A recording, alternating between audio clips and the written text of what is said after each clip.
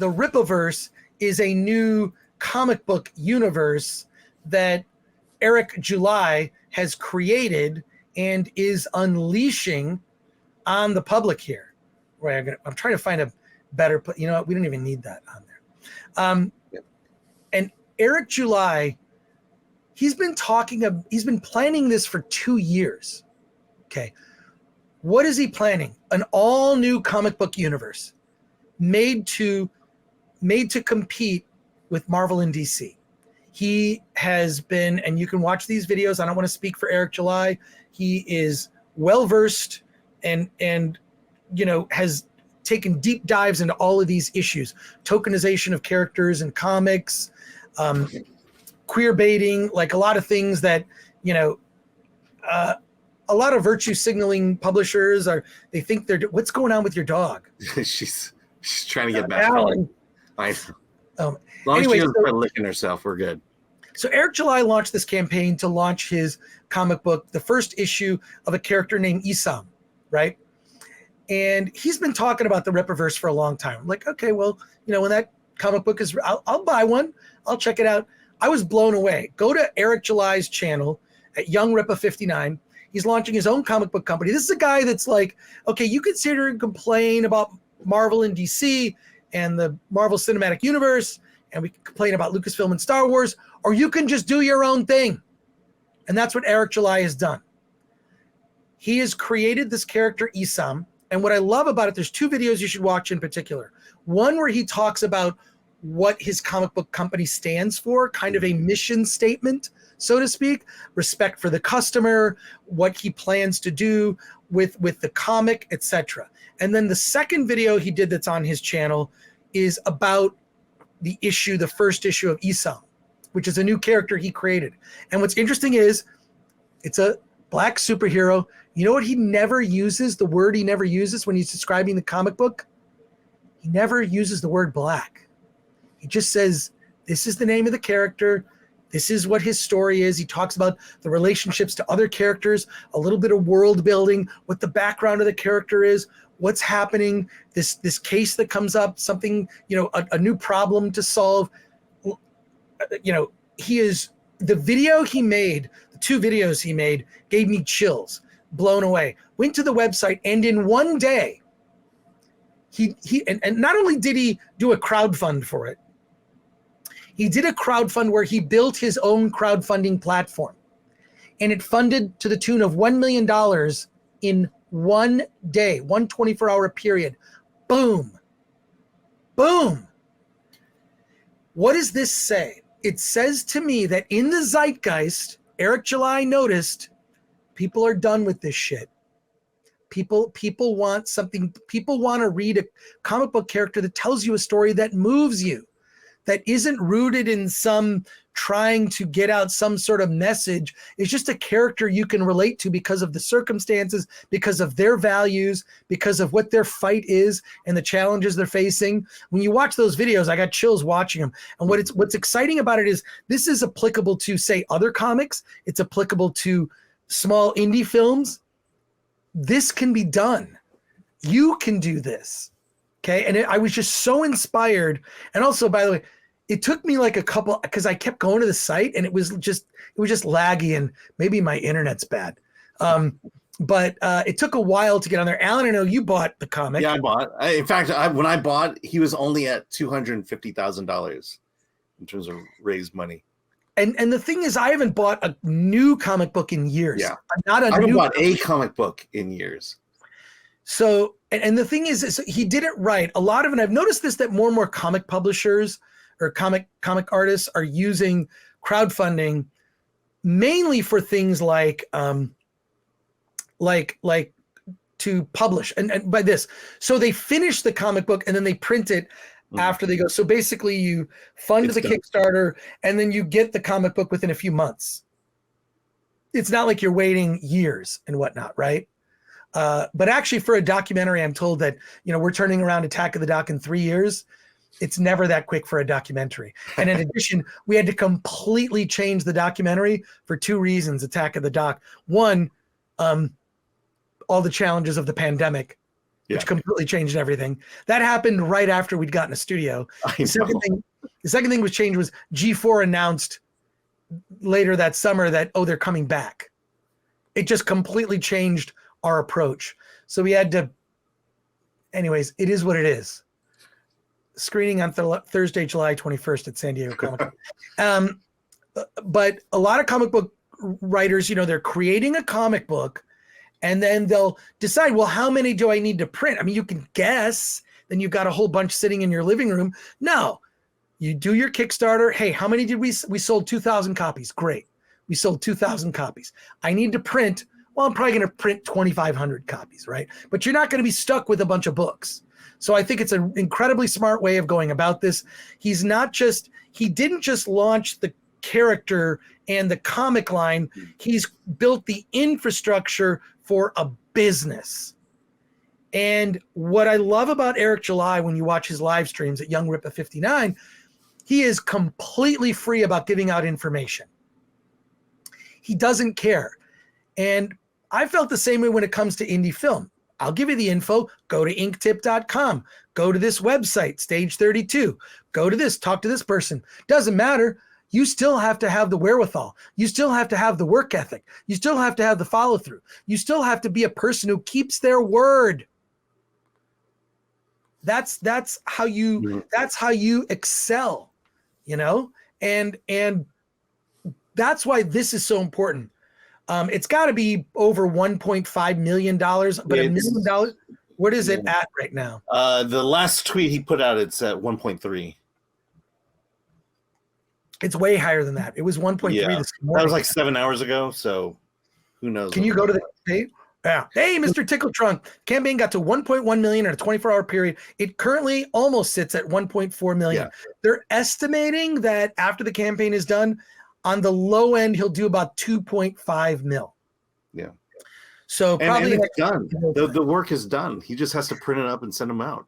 He's got the warehouse. He's got he says it's going to be shipping sometimes in August, but he's been very communicative with people. What really disappoints me is that people have accused him of being a grifter, and which I don't understand. He's a guy that's he said, here's my comic. If you like it, buy it. And so I bought it. I bought Variant B, by the way. Why did I buy Variant B? Pro tip. Variant B had fewer people bought it. A lot of people bought Variant A. I may get Variant A later. But Variant B, I just got it because I thought, well, fewer people are going to have that one. So I bought Variant B. So the eBay value is what you're saying. Well, I don't know. I'm probably not going to. But it's 96 page that introduces the world of the Rippaverse and the character. Cannot wait. And one of the people who worked on this book, someone in the chat is going to know the name, or maybe you can look it up, Alan. If you go to Rippaverse.com, one of the colorists had worked at DC and left because they were completely, dismayed by all the politics going on at DC. So, yeah. What's the person's name? It's a Gabe. I don't know how to pronounce the last name, but El Tab or El Tabi? El Taib. Okay. El Taib. Wait, how do you pronounce your last name? It's Aim. 2 letters. It's so simple. Alan, it's unencumbered by complicated vowels. You can't pronounce a difficult. You should be better at this than I am. Well, no, his name is over half vowels. How am I supposed to El get Taib, I'm going to guess because I've heard it before. Yeah. You bring it. This is the thing is I think a lot of people are wising up to the fact that they don't want to work for the big studios anymore. I think I was talking with Flaccid Phoenix about this, but Luck is coming out on Apple TV. That's John Lasseter. Right.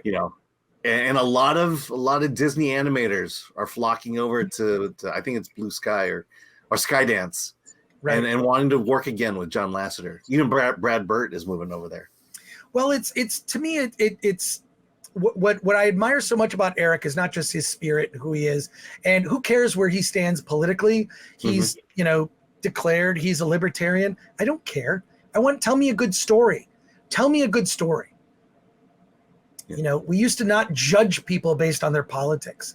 I don't like that. You know, Film Thread is a big tent. Mm-hmm. You're welcome here. You are welcome here. So any political view you want, we'll review your movie. Yeah, I don't like people who break the law. It's probably that breaking the laws up until that we're good, but you know, yeah. So you just need to be accepting. Accept me, I'll accept you. Mutual respect, I think, is a good way to go about life. But anyways, he's put his money where his mouth is. But this is not something that's been like, you know, he has spent years. There's no such thing as an overnight success. So what's admirable about his success is this, because when, you know, raising that amount of money, it's not about the money. It's about the number of people that said, I want something different. I want to support this. This isn't just a comic book or a new comic book universe. It's kind of a mission. It's also a statement. I hope the industry takes notice. I hope that mainstream people who cover this world, like the world of comics, notice, hey, someone is launching this, a whole new superhero universe, and it got this many people. I guarantee no Marvel or DC comic book has generated the amount of money that ISOM #1 is going to generate. Or has generated. The sales numbers for current day Marvel and DC comics is just not great. So to see the success of Eric July, and just go to Rippaverse.com, that should inspire you, whether it's your own indie comic, your own whatever it is. And look, $1 million, great. And also $1 million, I hate to say, with the big operation that he's got employees, he has a warehouse, he's got, like, you know, he's created the system, he's created the machine to continue to do this, right? It's not just about investing in issue 1 of the comic, it's creating an entire business to be able to consistently output the work. Yeah. And this has been the money he's pouring in is certainly lends itself to do that now. I think he was only, you know, his $200,000 limit was to cover his expenses for this issue. And now I think it was 100,000. It was just 100,000 was what he was going for. Oh, 100,000, yeah.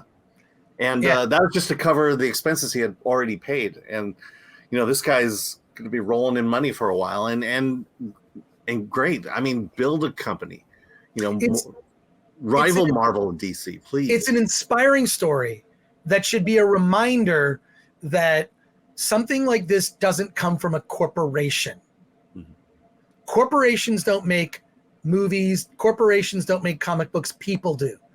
And when you understand the people behind the scenes and what their commitment is and what their relationship is to you, the customer, that matters. And that's why someone like a Stan Lee came into prominence. Right, Stan Lee, or a George Lucas, or other creators, or a Gene Roddenberry who had connections with their audience, and you're even someone like Peter Jackson, who he may not have been J.R.R. Tolkien. He wasn't Tolkien, but he was channeling Tolkien and respected the work, and he respected Tolkien fans, and that's why Peter Jackson was such a great shepherd of the original Lord of the Rings trilogy.